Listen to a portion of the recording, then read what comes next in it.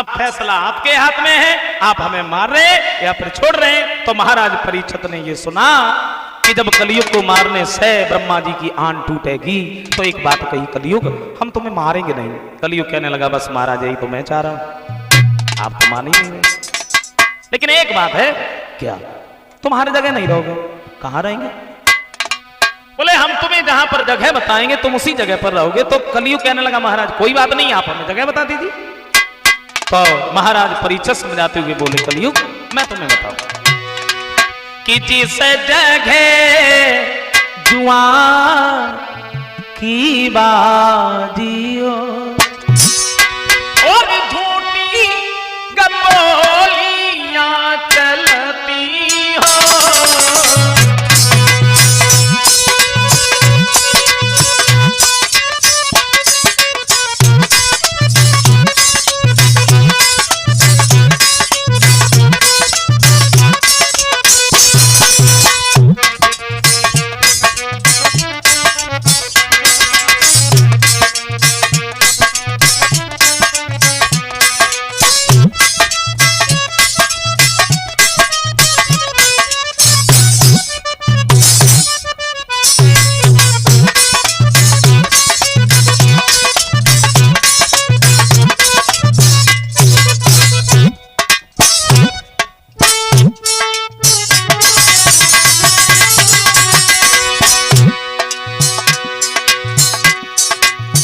समझाता हुआ बोला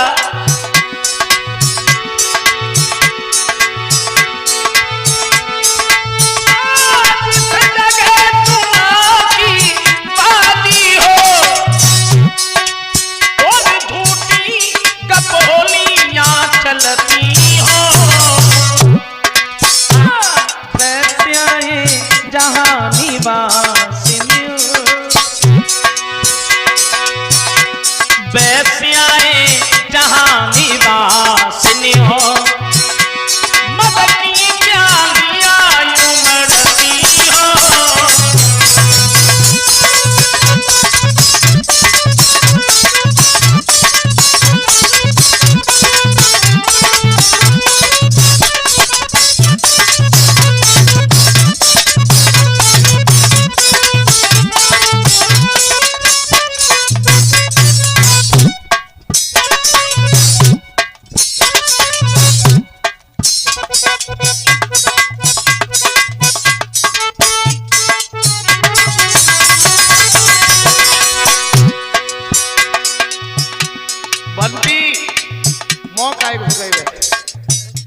समझाते हुए जवाब दिया मैं तुम्हें जगह बता रहा हूं,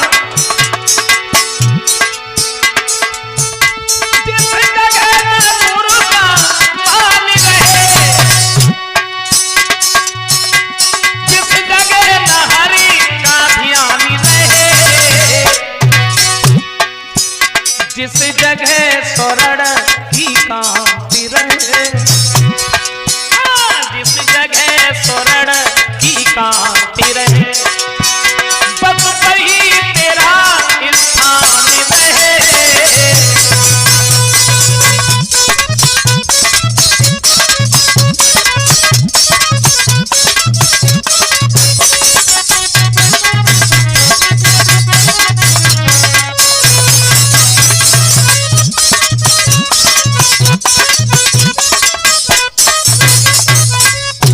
जवाब दिया है जिस जगह पर वैश्याएं रहती हो, भाई का दुश्मन भाई हो, जहां पर पंच अन्यायी हो, गुरु का कोई सम्मान न हो, भगवान का कोई नाम न हो, जिस जगह पर शराब पी जाती हो, तुम इस जगह पर रहो।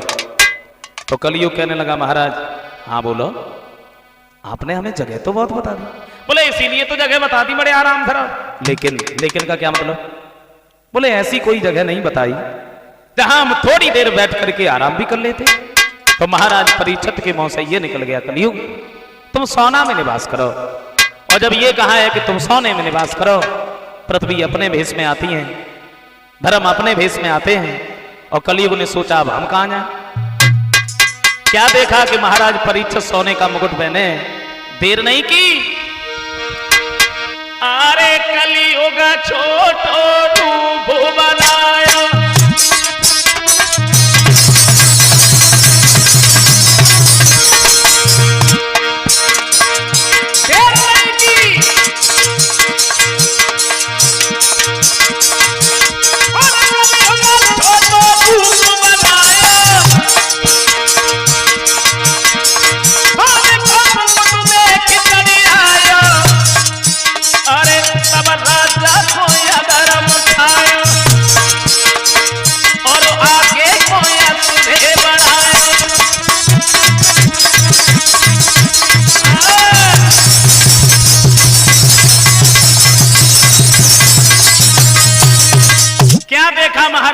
परीक्षित सोने का मुकुट पहने हैं तो कलयुग ने देर नहीं की और महाराज परीक्षित के सर पर सवार हो गया।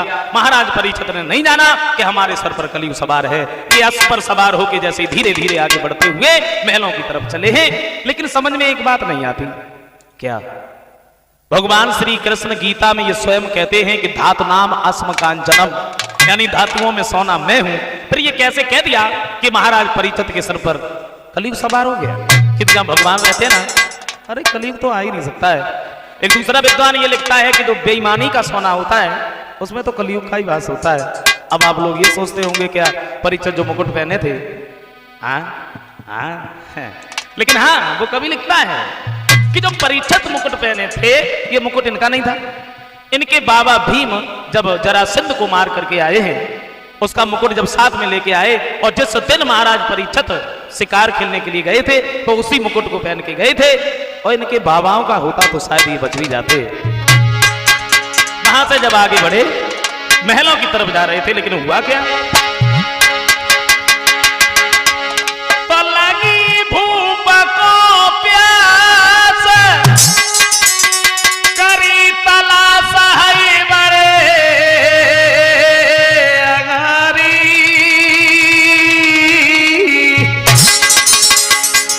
और सिलो मसके आश्रम में तब पहुंच गओ तपधारी।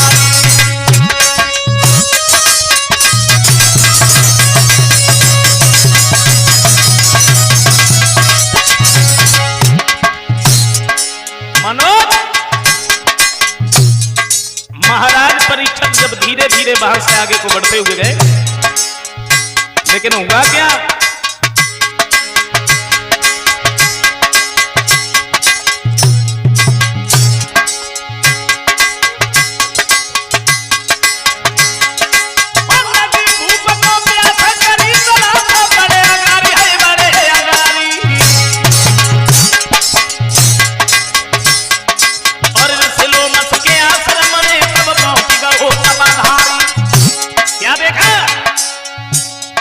जहां बैठे लोमस संत ध्यान अंत सुनो सरदारी। अब देखी संत को भूप निवास विचारी।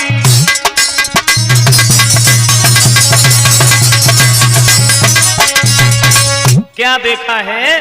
लोमस ऋषि पद्मासन लगाए बैठे हैं, भगवान के ध्यान में लीन है। लेकिन महाराज परीक्षित के सर पर कलयुग सवार था। और जैसे ही परीक्षित ने देखा तो मन ही मन में एक बात सोची, बाजीवा हमें देख करके अपने नेत्र बंद कर लिए। अरे मैं कोई काना नहीं हूं, कुरूप नहीं हूं, दुनिया में संतान नहीं, पर मुझे देख के अपने नेत्र बंद काहे को कर लिए? तुमने मेरा अपमान किया। और मन ही मन में महाराज परीक्षित ने सोचा, अरे मानो नाई मेरो जान सन्यासी रे, मानो नाई मेरो जान सन्यासी रे, करिदारो या पाओ माना।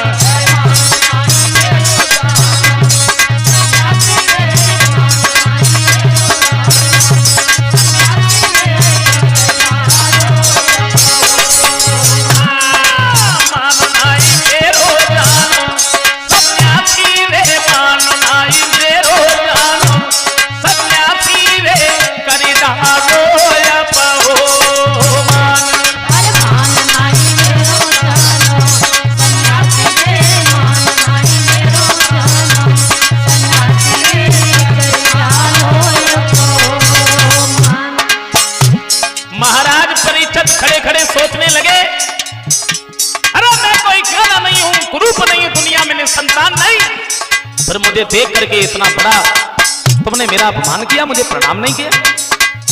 और तुमने मेरा अपमान किया है, ऐसा लगता है कितने बड़े संत बैठे हैं। सोचा करिदारो अपमान नाई मेरी इज्जत कीनी, हमको या बत देखी बंदया के कर लीनी रे। करिदारो अपमान नाई मेरी इज्जत कीनी, हमको या बत देखी बंदया के कर लीनी रे। तुम पूरे हो पाखंडी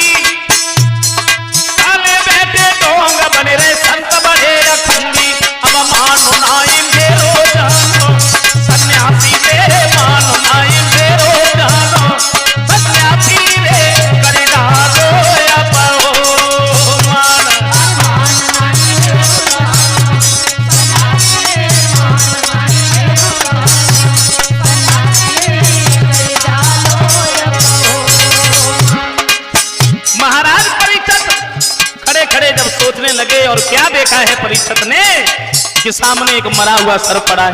देर नहीं की,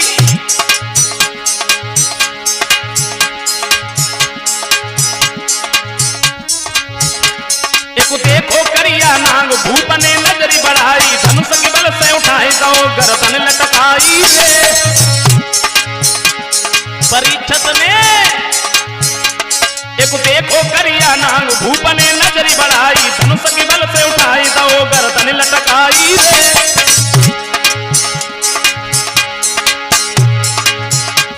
तब चल दीनों सतधारी पहुंचो महल में जाए, नाई करी माने अबारी, अब मानो नाई मेरो जानो सन्यासी रे, मानो नाई मेरो जानो सन्यासी रे, करी डालो या पाओ मान। अरे मान नाई मेरो जानो सन्यासी रे, मान नाई मेरो जानो सन्यासी रे, कर डालो या पाओ मानो नाई मेरो जानो सन्यासी, तूने मानो नाई मेरो जानो सन्यासी रे, करी डालो या पाओ मान।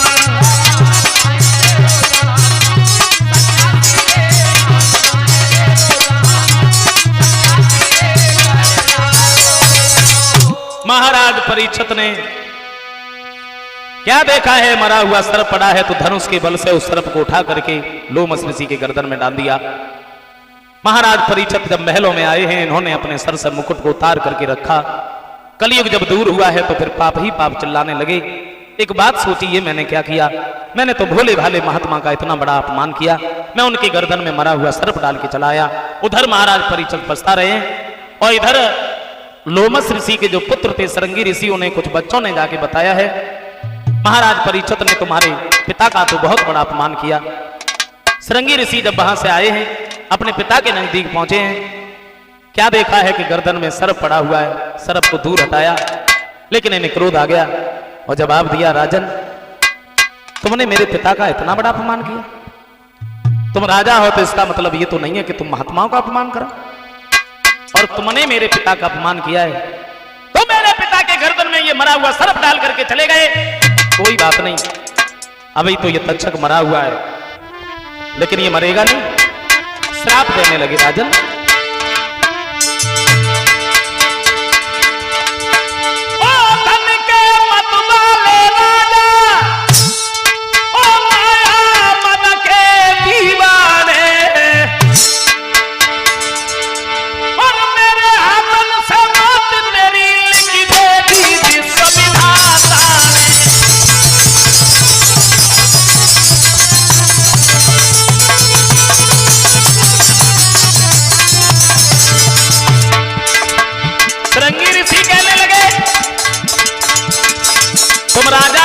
मतलब ये तो नहीं है कि तुम महात्माओं का इतना बड़ा अपमान करो और तुमने मेरे पिता का अपमान किया।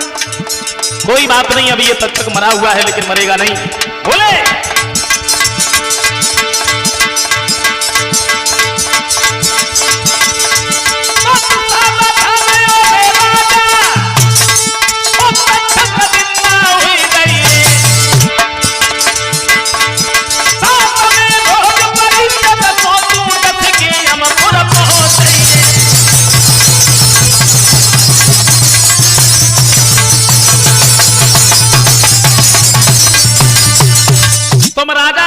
मतलब ये नहीं है कि तुम महात्मा का अपमान करो। और जब उन्होंने श्राप दिया है तो लोमस ऋषि के नेत्र खुल गए। जवाब दिया, बेटा ये तुमने क्या किया? तुमने तो भोले भाले राजा को श्राप दे दिया। सरंगी ऋषि कहने लगे, पिताजी आपको नहीं मालूम है, वही राजा तुम्हारे गर्दन में ये मरा हुआ सर्प डाल के चला गया। जवाब दिया है, इसमें परीक्षित का कोई दोष नहीं था। क्या मतलब? सर्प परीक्षित ने डाला तो किसी और का था? बोले हाँ, परीक्षित के सर पर कलयुग सवार था और इसमें परीक्षित का कोई दोष नहीं। अब तुमने श्राप दिया है तो श्राप को वापस तो नहीं लिया जा सकता है, इसलिए तुम ऐसा करो, महाराज परीक्षित के पास में खबर भेज दो तो वो कोई ना कोई उपाय जरूर सोच ले। कुछ बच्चों को बुला करके महाराज परीक्षित के पास में जब भेजो और परीक्षित को जब ये कहा है, तुम जो महात्मा के गर्दन में सर्प डाल करके आए, भाई तक्षक तुम्हें डस लेगा, तुम्हारी जिंदगी केवल 7 ही दिन की है, दुनिया की कोई भी शक्ति तुम्हें बचा नहीं सकती है, इस सरंगी ऋषि ने श्राप दिया है। महाराज परीक्षित ने जब ये सुना तो ऐसा मालूम पड़ा जैसे पैरों के तले जमीन खिसक गई हो। एक बात सोची है कि मुझे मरने का कोई दुख नहीं है, क्योंकि मरते तो सब हैं, और दुख केवल इस बात का है, अगर हमें तक्षक ने डस लिया तो फिर हमें तब तक जन्म नहीं मिलेगा जब तक मेरी उम्र पूरी नहीं हो जाती। उधर महाराज परीक्षित सोच में पड़े हुए, और उधर कुछ महात्माओं ने सुना है तो परीक्षित के नजदीक आए, बोले आप हमारे साथ में चलो और हम तुम्हें श्री सुखदेव जी के पास में लेके चलेंगे। आशा ही नहीं बल्कि पूर्ण विश्वास है, वो कोई न कोई उपाय अवश्य बताएंगे। तो महाराज परीक्षित जो थे